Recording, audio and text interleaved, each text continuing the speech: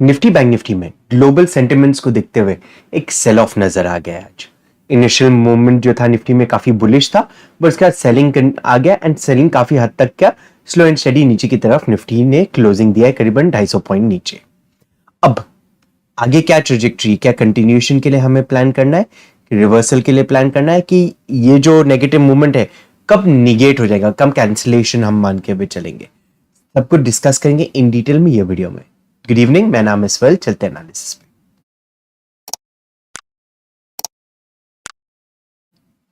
सो Nifty का closing मिला है 17,154 पे। अब देखना यह है कि जहां पे ब्रेकडाउन का जो पॉइंट था ऊपर की तरफ आना शुरू हुआ, ऊपर से रिजेक्शन ले लिया। अब ये जो पॉइंट है इसके नीचे आके क्लोजिंग दे चुका है, मतलब निफ्टी आ चुका है कंप्लीटली नेगेटिव टेरिटरी में। अगले लेवल्स जो है बेसिस प्योर प्राइस एक्शन, कभी ये कंटिन्यूएशन के लिए गया तो 17,000 का लेवल, और उसके बाद ये जो लेवल है 16,800 का, ये लेवल दिखाई दे सकता है कभी कंटिन्यूएशन के लिए गया तो। अभी निगेशन कब होगा, वापस से यही जोन्स के ऊपर, मतलब 17,300 के ऊपर आके क्लोजिंग देना शुरू करता है, या प्राइस एक्शन बनाते हुए ऊपर आना शुरू करके 17,300 के ऊपर क्लोजिंग देता है, तब उसके बाद ये जो मूवमेंट आज का हुआ है वो निगेट हो जाता है। फ्रेश बाइंग के लिए नहीं बनता है मार्केट तभी भी, बट आज का मूवमेंट निगेट हो जाता है वो लेवल पे।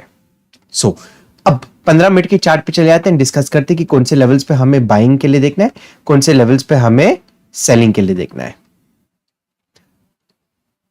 सो कभी कल के दिन पे फ्लैटिश ओपन मिल गया तो सेलिंग के लिए ही हम पहले प्लान करेंगे। तो ये जोन के अंदर कहीं पे ओपन मिल गया, 17,200 के नीचे ही कहीं पे ओपन मिल गया, हम सेलिंग के लिए देखेंगे 17,130 के लेवल के नीचे। टारगेट जो रहेगा यहाँ पे 17,098 का फर्स्ट टारगेट रहेगा, 17,000 का राउंड लेवल सेकंड टारगेट रहेगा। कभी ये कंटिन्यूएशन में नीचे की तरफ आ गया फर्स्ट हाफ में और साइडवेज चले गया 17,000 के बाद, एंड देन कंटिन्यूएशन के लिए गया तो 16,950 का लेवल भी हमें दिखाई दे सकता है। बट यहाँ पे 17,000 के आसपास में 50-60 पॉइंट के रेंज में कंसोलिडेशन होना चाहिए, तो ही हम एक शॉर्टिंग का मूवमेंट कंटिन्यूएशन के लिए प्लान कर सकते हैं। सो बाय डिफॉल्ट क्या रहेगा हमारा 17,130, 17,130 के नीचे शॉर्ट, 17,100 के आसपास में थोड़ा कॉशन मेंटेन करेंगे, बट जो फाइनल टारगेट है 17,000 के लेवल के आसपास का रहेगा हमारा। अब कल के दिन कभी गैप अप ओपन हुआ, ये गैप डाउन ओपन हुआ तो कैसे ट्रेड करना है। देखिए कल कभी गैप अप ओपन हुआ तो मैं सेल ऑन राइज का ही फिलहाल सोचने वाला, रिवर्सल के लिए निफ्टी में नहीं प्लान करूंगा मैं। क्योंकि जैसा पहले डिस्कस करके जो 17,300 का लेवल है उसके नीचे क्लोजिंग दिया है, तो यहाँ पे सेल ऑन राइज का तरीका ही हम अपनाने वाले हैं। जब तक 17,250, 255, 17,300 ये लेवल में क्लोजिंग नहीं देता है, जब तक सेल ऑन राइज है। अब गैप अप खुला एंड ये लेवल से कहीं पे रिजेक्शन ले लिया तो हम सेल करेंगे 20-25 रुपए का स्टॉप लॉस रखते हुए, और जो टारगेट होना चाहिए यही लेवल्स का होना चाहिए 17,130 का, और फिर 17,098 एंड 17,000 का। तो ये लेवल्स के आसपास में कहीं पे खुला तो हम शॉर्टिंग का ही प्लान करेंगे जैसे ही रिजेक्शन लेता है ये लेवल के लिए। बाइंग के लिए हम कल के दिन पे प्लान नहीं करेंगे। अब गैप डाउन हुआ तो कैसे ट्रेड करना है। देखिए कई 50-60 पॉइंट का गैप डाउन कभी हो गया, 17,090 के आसपास में कहीं पे खुला, तो कंटिन्यूएशन के लिए ही हम प्लान करेंगे। यहाँ पे दो चीज है, आज पुल बैक लिया फिर रिजेक्शन ले लिया, कल के दिन में कंटिन्यूएशन ही प्लान करूंगा। तो फर्स्ट कैंडल का भी एक नेगेटिव रेड कैंडल बन जाता है 3 मिनट के टाइम फ्रेम पे, 5 मिनट के टाइम फ्रेम पे, ठीक कैंडल लो के नीचे आप शॉर्ट कर सकते हैं। टारगेट जो होना चाहिए 17,000 का राउंड लेवल होना चाहिए। जो थोड़ा अग्रेसिव ट्रेडर्स है 1 मिनट के टाइम फ्रेम पे आप ट्रेड कर दीजिएगा ये मूव को। 1 मिनट का रेड कैंडल बन गया, ठीक कैंडल लो के नीचे शॉर्ट कर देना। स्टॉप लॉस कैंडल हाई या तो 20-25 रुपए का स्टॉप लॉस रखना। बस ध्यान में रखना 1 मिनट के टाइम फ्रेम पे कर रहे हो तो क्वांटिटीज कम रखते हुए ही ट्रेड करना, अपना रिस्क को कंट्रोल करना। चलिए देखते हैं अभी बैंक निफ्टी को किस तरह से ट्रेड किया जाए। अगेन बैंक निफ्टी में भी डेली चार्ट पे हम पहले चले जाते हैं एंड देखते कि क्या ऑब्जर्वेशन है। सो अगेन बैंक निफ्टी आप देखेंगे ये स्विंग के नीचे क्लोज हुआ है, बट ये लेवल अभी तक निकला नहीं है, इसके नीचे क्लोजिंग नहीं दिया हुआ है।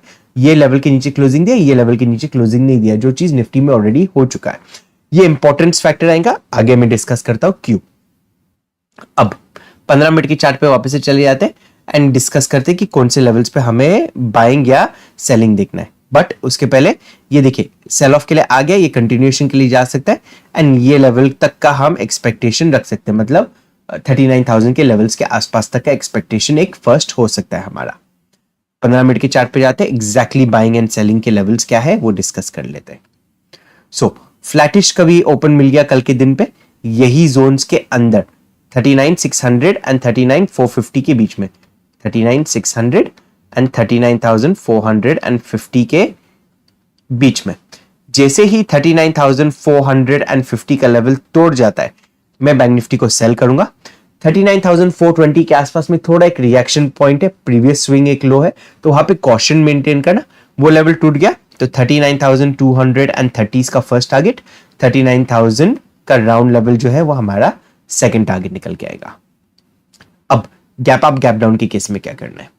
कल के दिन पे कभी गैप डाउन ओपन हुआ, सिर्फ एग्जांपल 100-200 पॉइंट का कभी गैप डाउन हुआ, 100 पॉइंट का गैप डाउन हुआ तो हमारा 39,454 का लेवल इंटैक्ट ही रहेगा। उससे ज्यादा बड़ा गैप डाउन हुआ तो कंटिन्यूएशन के लिए ही प्लान करूंगा मैं। एक नेगेटिव रेड कैंडल का वेट करेंगे, कैंडल लो टूट गया तो ही हम सेल करेंगे। यहाँ पे 70 से 80 रुपए का आपका स्टॉप लॉस होना चाहिए। टारगेट 39,230 एंड 39,000 का राउंड लेवल। अब गैप अप ओपन हुआ, देखिए डेली चार्ट पे मैंने आपको दिखा गया कि वो लेवल जो प्रीवियस स्विंग है उसके नीचे अभी तक क्लोजिंग नहीं दिया है, मतलब 39,420 के नीचे क्लोजिंग नहीं दिया है। अब ये इंपॉर्टेंट फैक्टर क्यों हो जाता है? अब कल के दिन पे क्योंकि वो लेवल के ऊपर ही है, वहां का ब्रेकडाउन नहीं हुआ है, कल के दिन पे कभी गैप अप ओपन हुआ तो हम सेल ऑन राइज का प्लान नहीं करेंगे। इसके रीजन क्या है? आज सेल ऑफ आ गया, वो लेवल के नीचे क्लोजिंग नहीं हुआ है, तो आज गैप अप हो गया, तो ये जो सेलर्स है जो लेट कभी एंट्री किए वो लोग डर के मारे भाग जाएंगे, यहां पे सेलिंग की कोशिश नहीं करेंगे। निफ्टी के केस में वो नहीं है, निफ्टी के नीचे केस में ये है कि स्विंग के नीचे ऑलरेडी क्लोजिंग दे चुका है, तो वहां पे सेल ऑन राइज का प्रिंसिपल अपनाएंगे। बट बैंक निफ्टी में कभी ये लेवल के आसपास में, मतलब 250-300 पॉइंट के गैप अप कभी मिल गया, अच्छा खासा कभी ये जोन में कहीं पे गैप अप मिल गया and initial price action bullish बना देता है, हम बैंक निफ्टी को बाई कर सकते 40,000 का राउंड लेवल के टारगेट के लिए। सो कंडीशन क्या होना चाहिए? यहाँ पे गैप अप होना चाहिए, कम से कम 250 से 300 पॉइंट का गैप अप होना चाहिए। इनिशियल कैंडल एक बुलिश कैंडल हो गया, ठीक कैंडल हाई के ऊपर हम बाई करेंगे एंड टारगेट 40,000 के राउंड लेवल के आसपास का रखेंगे हम। अब गैप डाउन के केस में डिस्कस कर दीजिए, सेलिंग करेंगे। गैप अप के केस में हम बाइंग का क्वांटिटी करेंगे, बट क्वांटिटी कम ही रखना है। ये केस में फ्लैट खुल के टूट गया मार्केट तो कंटिन्यूएशन के लिए प्लान करेंगे। अब कल के दिन फिन निफ्टी का एक्सपायरी है, तो फिन निफ्टी को किस तरह से ट्रेड किया जा सकता है वो भी डिस्कस कर लेते हैं। अगेन फिन निफ्टी में सेलिंग के लिए ही हम प्लान करने वाले हैं कल के दिन पे, जैसे ही स्विंग लो टूट जाता है। सो 17,584 के नीचे हम सेलिंग के लिए देखेंगे फिन निफ्टी को।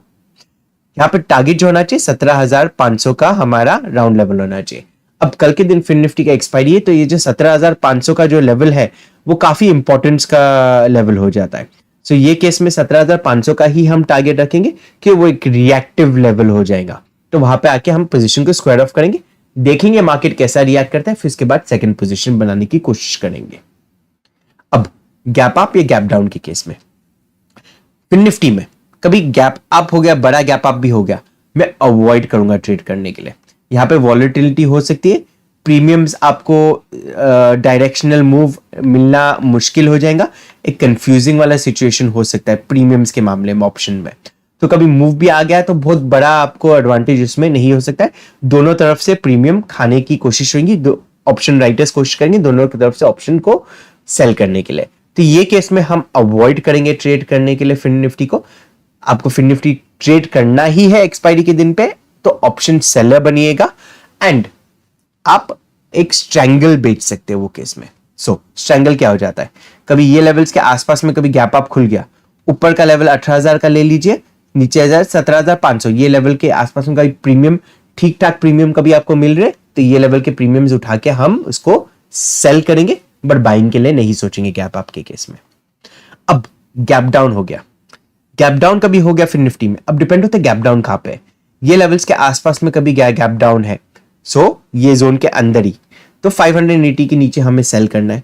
बट कभी गैप डाउन बड़ा है और 17,500 के आसपास में कहीं खुल गया मार्केट, तो हम वेट करेंगे, फर्स्ट हाफ में ट्रेड इनिशिएट नहीं करेंगे, देखेंगे ये लेवल के आसपास में क्या होता है, प्राइस फॉर्म होने देंगे, 12 बजे के बाद ही हम ट्रेड करेंगे। फिर निफ्टी में एक रेंज कभी बन गया, फिर निफ्टी में कभी डायरेक्शनल मूव हो जाता है सुबह खुलते ही, फिर निफ्टी को अवॉइड करेंगे, निफ्टी बैंक निफ्टी को ट्रेड करेंगे। बट फिर निफ्टी में कभी एक रेंज बन गया, बैंक निफ्टी निफ्टी में एक रेंज बन गया, 12 बजे तक साइडवेज हो गया, उसके बाद ब्रेकआउट या ब्रेकडाउन देता है, तो हम वो मूवमेंट को ट्रेड करेंगे। जो चीज मैं लाइव टेलीग्राम ग्रुप पे भी अपडेट कर दूंगा, कभी आपने ज्वाइन नहीं किया तो नीचे डिस्क्रिप्शन बॉक्स से आप ज्वाइन कर सकते हैं। सो इसका ब्रेकआउट या ब्रेकडाउन पे हम ट्रेड करेंगे। हमारा वीडियो कभी आपको अच्छा लगा तो लाइक एंड शेयर जरूर कीजिएगा। टेलीग्राम ग्रुप नहीं ज्वाइन किया तो डिस्क्रिप्शन बॉक्स क्लिक करके वहां पे ज्वाइन कीजिएगा। Thank you for watching the video. Have a great trading day.